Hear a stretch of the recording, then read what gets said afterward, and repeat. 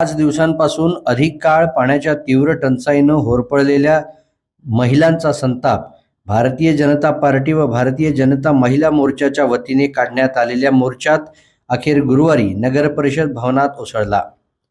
डोक्यावर घागर, हातात निवेदनं आणि जोरदार घोषणा देत महिलांनी नगरपालिकेवर धडक मोर्चा काढत प्रशासनाला चांगलंच धारेवर धरलं। पालिका कार्यालयात पोचताच महिलांनी पाणी पुरवठा विभागाच्या अधिकाऱ्यांना घेराव घालत प्रश्नांचा भडीमार केला।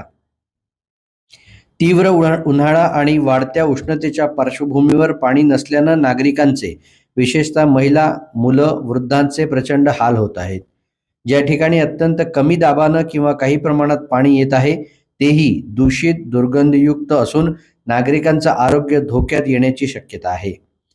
या विषयाला धरून पाणी पुरवठा अभियंता सुमित खापर्डे यांच्यापुढे महिलांनी थेट आपली कैफियत मांडली। पिण्याचं पाणी मिळवण्यासाठी महिलांना इतरत्र भटकावं लागत असून जे टँकर येत आहेत तेही अपुरे आहेत।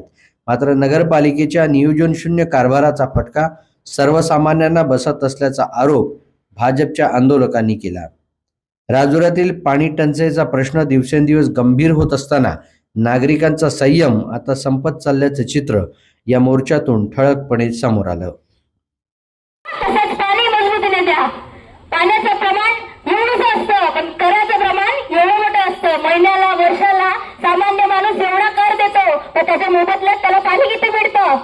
नळाची एक बाल्टी भरतपर्यंत त्या बाईला घरात राहावं लागतं आणि काम धंदे सोडून पाण्याची वाट बघावी लागते। एवढंच काम फक्त नगर परिषदेने आपल्याला ठेवलंय।